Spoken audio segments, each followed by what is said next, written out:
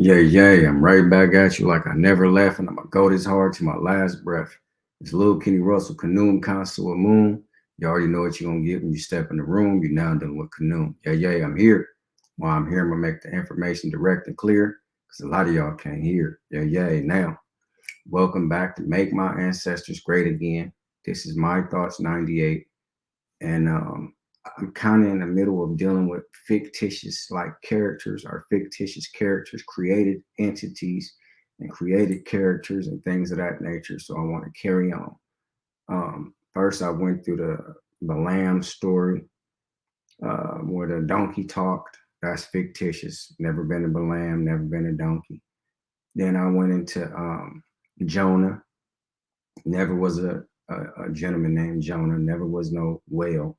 Great fish, whatever you want to call it. Now we're on Abraham, his father Abraham.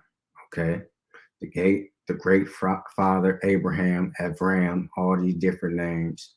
Isaac, Ishaq, all this old, carrying on. He's part of the right ones of Abraham, Isaac, and Jacob, and Sephah Torah. And that literature is called Sephah Yasa, which means the books of the upright one. Um, Abraham, Isaac, and Jacob. That's what the Sephah Torah is based on, the upright ones. Meaning, I guess, in some type of spirituality or some God given birthright to Abraham, the people that came after him were upright men and this God, that they believed in. It was called the God of Abraham. We know it as Yahweh and all the rest of that old stuff. So today I want to deal with Abraham. Like, share, subscribe, comment, and I thank you for watching. I got a short video I want to react to. I don't own the video. You can watch it in its entirety wherever you can find it at. It's just a short. I want to give my thoughts on it. And I want to continue to further elaborate that these characters are just spiritual instruments. They were supposed to be spiritual instruments. The name Abraham was just associated with a spiritual story. And one day somebody came, put flesh on Abraham, turned him into a white man. Some people used a silly misnomer term, Middle Eastern and all these type of people. It's no such thing as that. Okay. By way of history, you have the people called that today, I guess, that identifies that. But it's no such thing as the Middle East. So how can you have Middle Eastern people? Okay.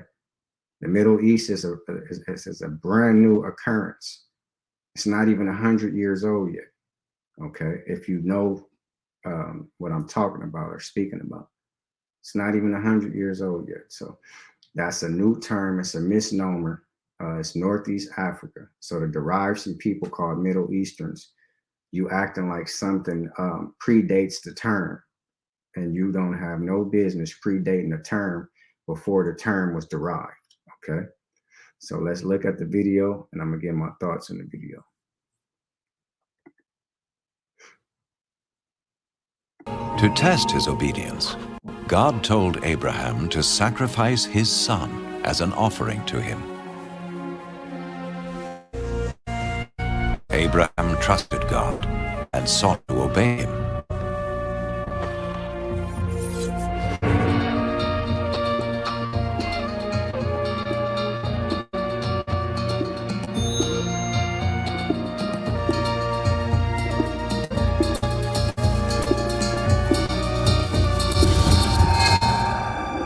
But as he raised his knife to kill his son, the angel of the Lord stopped him. He saw that Abraham feared God and was willing to obey him. Then Abraham saw a ram caught by its horns in a thicket, and he sacrificed the ram instead of his son as an offering to God. That's the video. Okay, it's a short, but I guess it says that's the life of Jesus. Whatever it was saying at the heading, you can go watch the movie, I guess, in its entirety, or you can find that short. I don't own it. I'm just giving my thoughts and opinions on it. Now, initially, my thoughts on that is it's a damn shame. A flat out damn shame that grown-ups, okay, people with sense, they're not children any longer. This was okay to give it to children. Like I say, to bring in some type of spiritual or moral uplift to a child and say, hey, see, that's a spiritual story. But when you're trying to say that this is real, put your place in the shoes of Abraham, to a voice for this term, God, Yahweh, God of Abraham. I guess it's only dealing with Abraham. So it's no proof that this is real. He can have multiple personality disorder. He can have kind of different things that they have today that they didn't have back then, as far as diagnosis is concerned. Nobody ever dealt with this God other than him, so they used to actually refer to it as the God of Abraham. Okay, this is how the story goes now. So when this voice is dealing with Abraham, hey, get your son going up to the top. He'll want you to do something for me. This is God now. Yeah, what you want me to do? He just going with his intuition and the voice telling him. So he's moving on it. What a voice is telling him in his head. See, he could be schizophrenic.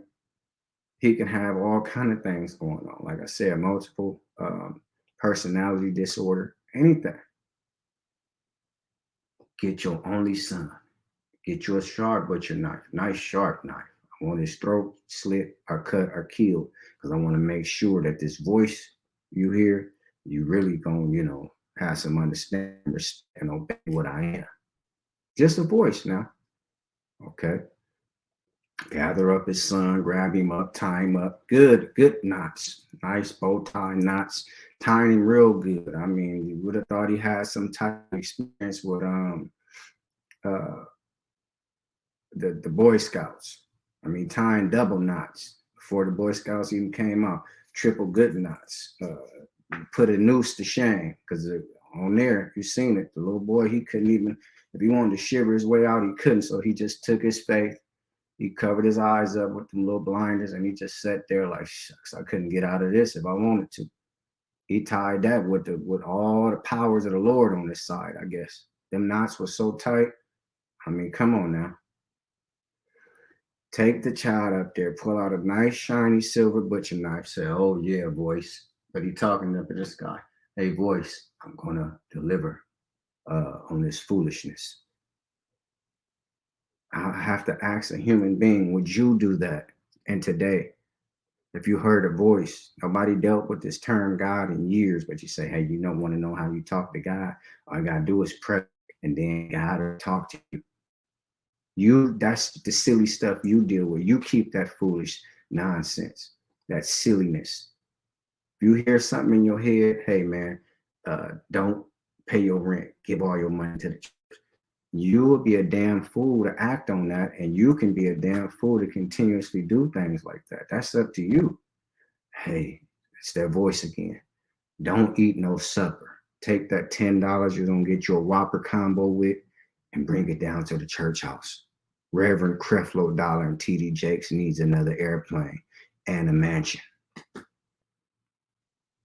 If a grown-up hearing things like that and he don't know how to discern if his mind is playing tricks on him, like the ghetto boy said, or he just a flat out damn fool, you can have it.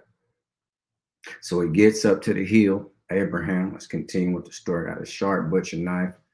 The not so good. The little baby boy Isaac just took his faith, put the little blinders on him. He didn't want him to see him cut his own throat. And he just said, forget it. He couldn't wrestle out of that if he had two men to help him. That's how good the knots were. Okay. Because he tied him with the intentions of killing him, but it's God. Take the knife out, get ready to, some sources said getting ready to go like this here and stab him. Some, and that, it looked like he was going to just slit his throat. However you want to cut, still a goddamn fool to me. A flat out goddamn fool, and I don't give a damn who don't like it. And he said, hey, Abraham, again in his voice, he don't hear nothing. I mean, he don't see nothing. So yeah, that is me. Because he's illiterate. These are walking illiterates. They're functioning illiterates. Nothing educational ever happened to these Hebrew Israelites. Nothing. Can't nobody show me nothing educational about a Hebrew Israelite of that time period. Abraham was a functioning illiterate. What book did he read? What schools did he go to? He was a goat herder. He was a nomad. He was just a regular tribesman. Okay, that's it. Did things with sheep, a herdsman. You know how it go, a Bedouin and all that type of stuff. Nothing, a peasant. So to say he has some brilliance will be a long shot. This man was illiterate, so he went on with the intentions of killing for this God. He said, "Hey, Abraham, there's nothing." Then he looking around, yeah, yeah, like a functional leader. Yes, God. Yes, Father of myself. Yahweh. Since you were so obedient, look behind you. Look behind them. A helpless goat or a helpless ram got his horns stuck in some brush. And then he smiled at the end. Wow, yes, wow. Because see, you don't have to kill your son, but you don't have to drop some blood to death. Still demand some blood. Somebody will get their throat sliced. And that ram sitting there like, man, I wasn't trying to do nothing but come fetch me something to eat. And I got caught in this brush. What the hell do I have to do with Abraham's silly ass? And the story of the silly Abraham and Isaac. What do the ram have to do with it? Other than a bloodthirsty, death-driven God that wants some blood. At the end of the day, he wanted some blood. And here's the thing for you silly Hebrew Israelites and you silly Christians and you silly Muslims, because it's one silly functioning illiterate, okay, it's tied to all three religions. It's non-human, fictitious character, functioning illiterate. It's tied to all three stories. This is your father. Okay? Nothing. Show me where Abraham existed. Show me his tomb. Show me Isaac. Show me any of these things, and I'll rest my case. It's a created story. It never happened. These are spiritual stories used by the Hebrews once upon a time, and now they became real in the minds of the people. Abraham never existed, and I don't give a damn who don't like it. Okay? But this is the kicker. If he didn't kill his son, he went up there with the intent, took a murder weapon, and he went up there with the intent to kill his son. So that's a sin. That's a sin one-on-one. Because you can be thinking about a nice, juicy thighs or breast, whatever you want to, or butt, a man, I'm talking about a man, and they said that's a sin. You can think about another woman, just thinking, and there was intent on your mind. So that's a sin. Okay? So since he had the intent to kill, even in today's juries, in today's room, if he had the murder weapon, the intention to kill, but somebody stopped him on the way to that murder, he's still going to get found guilty for having a death weapon. That's called a deadly weapon with intent to kill. He's still going to serve time for that. So this stuff makes no sense. The quicker you can abandon it, the quicker you can get back to having your own spirituality and leave this nonsense where it needs to be in the nearest garbage can. That's my thoughts on the video. It's Lil Kenny Rosu, Kanoom, Consul, Moon. You already know what you're going to get when you step in the room. You're now dealing with Kanoom. Yeah, I'm here. This is what I do. And I love to do it. And before I take back what I said, I add some more to it. This was not to do anything other than to show you that silly, fictitious, created characters run the world through silly, Jewish created, fictitious literature through the mind and the masses of the people that made this story real to them because they put it in their consciousness, mixed it up with their subconsciousness, and now the story is real. Everybody thinks Abraham and Isaac will be happy one day. But here's the thing, if it did, Abraham is still found a victim. He's still found guilty, of having an intent to want to murder his son and taking a deadly weapon up to go attempt to kill his only son. So he's still found guilty, even in the laws of the silly Bible. Like, share, subscribe, comment, and I thank you for watching. It's a damn shame grown-ups can't find nothing better to do than this.